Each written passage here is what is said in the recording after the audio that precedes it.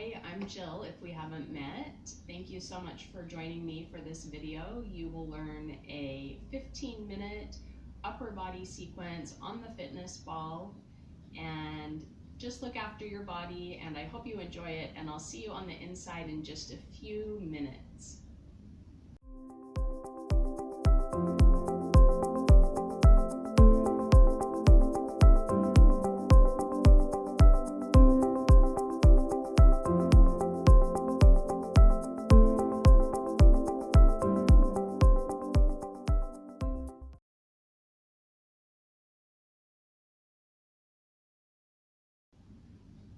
Hi, let's get started. So go ahead and come down to the floor in a kneeling position, and then you're going to bring the ball in front of you and put your hands on it. Just find a place that's comfortable. I kind of like splitting the difference between the top of it and the sides. And then just take a moment to feel your hands, kind of like gecko hands, really attach to the ball, especially the tips of your fingers. So try not to get hyperextended in your joints in your hand, so you can even kind of allow this part of your hand, those knuckles, to not connect if you're tight, and allow the pads of your fingers to connect instead. And then the other tip that I'll give you before we get moving through this hand to ball connection sequence is your thumb joints. If you can keep those gently extended instead of bent in any weird way, those joints are so prone to tightness and disconnect that affects up into your neck as well. So just see if you can keep your thumb joints gently elongated through this sequence. And if you had to check in with one thing consistently as we start moving the upper body here, it would be to check in with those thumb joints. So here we go. We're just going to start with a little bit of a circle motion, and you're going to hinge forward as you circle. So the goal here is to not allow your hands to disconnect from the ball. So that anchor into the ball is going to keep you moving through some motion that you maybe don't normally move through. And then let's reverse it. Just try and keep your arms gently extended, or you can make a conscious choice to bend the elbows if that feels better. And just circling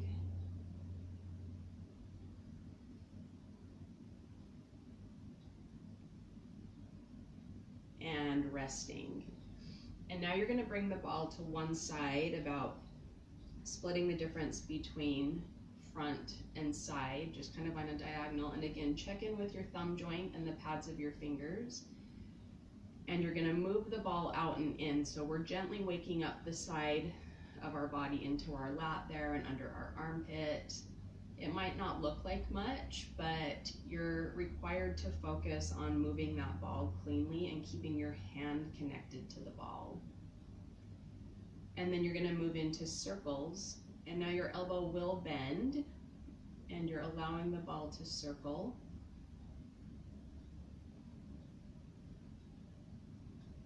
Good. And reverse the circle.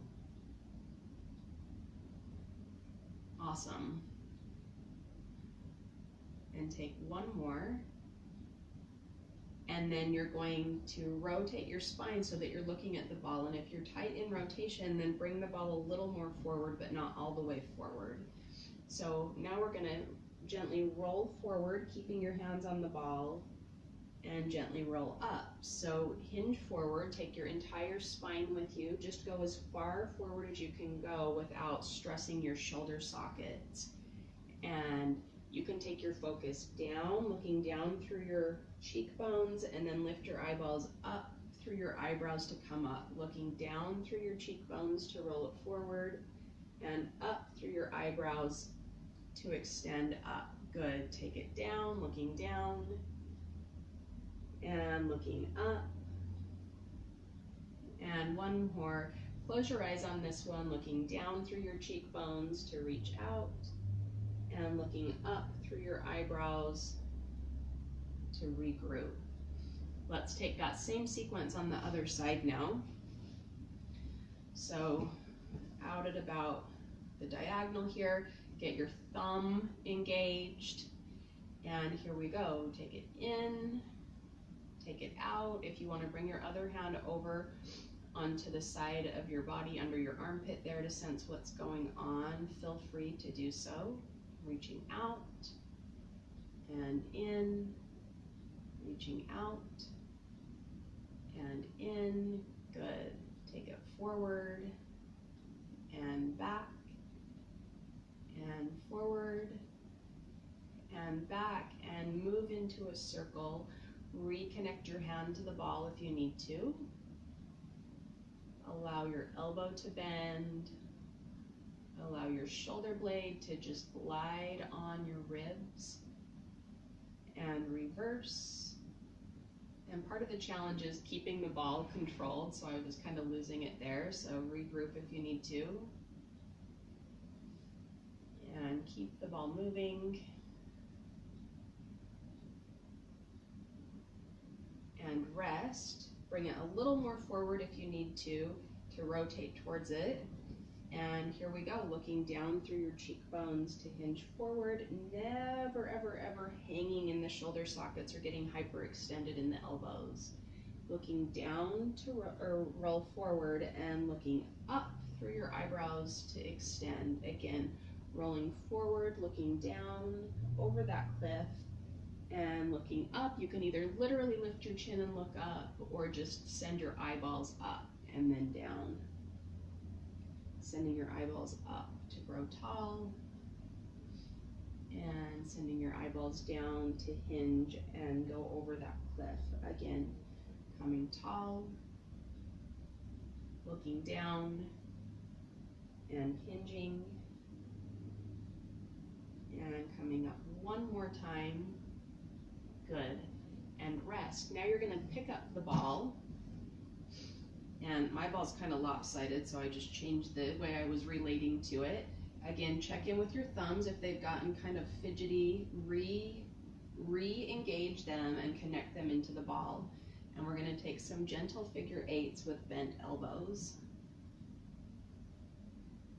See if you can keep the two loops on the figure eight symmetrical. And we'll take one more in this direction, and we'll reverse it. Take it down. Good. Finding new pathways to move each time. Each movement pattern, each loop is like a chance to reconnect. Last one here. And then you're going to bring the ball onto your head like a beautiful giant water jug. And you're going to gently rotate and send your eyes through the side of your head and rotate. Looking internally towards the opposite ear and rotate. Again, send your eyeballs first and rotate. Send your eyes in the direction that you're moving. And your fingertips on this one are just connecting into the ball, but your thumbs are still very present and engaged. And one more on each side, looking side and rotate. And side and rotate. And come back forward. Good. Lower the ball in front of you. And we're going to put our bellies over the ball. Let me make sure my mic is out of the way here. So go ahead and get yourself adjusted with your belly over the ball. And here we are meeting in a different relationship to gravity. So it goes like this. We're just going to take a little bit of a play here. So you're going to spring forward and catch, and then come back, and my knees are coming down to the ground like that. So just play, spring forward and catch, and then come back to a kneeling. Just play, spring it forward and come back, finding your own time, allowing yourself to find your center of gravity and your balance in relationship to the ball. And then you're going to keep going. I'm going to back up so I'm not cut off here. And then you're gonna hold. And then you're gonna add a little bit of a swimmer's kick through the backside. Kicking, kicking, kicking, kicking, kicking. You keep going. If you can't see it, I'll turn to the side. Whoa. Kicking, kicking, kicking, kicking, kicking. Good. Keep the swimmer's kick going. And then rest. We're going to open into a little bit of a first position and take some heel beats. So alternating, beating, and your focus is going to be, again, up through your eyebrows. I'm just looking here to engage and acknowledge you, so you don't have to do that. Your focus is just kind of your eyes are, your head, your nose is down towards the ground and your eyeballs are up through your eyebrows. And then rest. Good. Coming back to belly over the ball, but from a kneeling position. And now you're going to gently curve your elbows and elongate through your fingertips and thumbs. And we're going to draw up and curve down. Drawing up and curve down. Good. Again, finding some extension, keeping the front of your pelvis connected into the ball at all times. So if you thought about kind of the lower front side of your ribs and then your two pelvic bones, not your hip sockets, but your pelvic bones and then your pubic bone, forming a triangle, connecting all those points into the ball as your grounding anchor here. And then, of course, your shins are connected into the ground. Good. Floating and curving. You can just keep your head straight on the spine or take a few more and experiment with looking left and coming down and looking right and coming down and rest. Just keep your belly over the ball. I'm crushing my mic, so I might have to adjust a little bit. You're going to be curved all the way over the ball. I can't do that right now, but you're going to curve all the way over the ball, and then you're going to take a little tail swing in a circle to move the ball underneath you and get some pelvic movement. Good, just keep that going. I just had quite an adjustment in my lower back, and swing the other direction. We'll alternate each direction once more. And reverse. Just play. If you're not going the same way as me or didn't do the same amount in either direction, it doesn't matter. Your body probably is telling you that it needs more of one thing than the other. Good. And then coming to rest. And then just push yourself up onto the ball. Sit back onto your heels. So I'm kind of in a wide leg child's pose. Take both hands onto the ball and just hug it in. Again, I can't really drape myself over it all the way, but you're just going to nestle yourself onto the ball like that.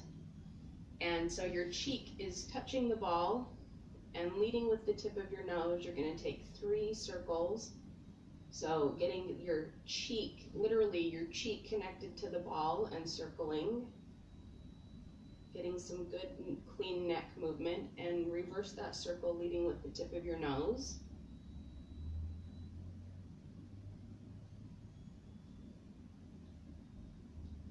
And rest. And then you're going to change to the other cheek. I'm going to stay facing forward. And again, pick a direction and go. And reverse for a few.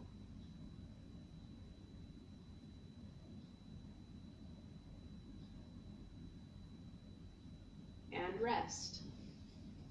So that was just a quick bit of play and upper body sequence primarily. There was a tiny bit of lower body in there with the swimmer's kick and the heel beats, but mostly focused on upper body. You could use it again just for a gentle warm-up before you do something else that's more intense, or it's cool just on its own too. There's a lot of validity to just moving cleanly, and when you have a prop to interact with like this, it kind of keeps you honest about clarity of movement, in my opinion. So thank you so much for joining me, and have a really nice rest of your day, and I'll see you again next week. Bye for now.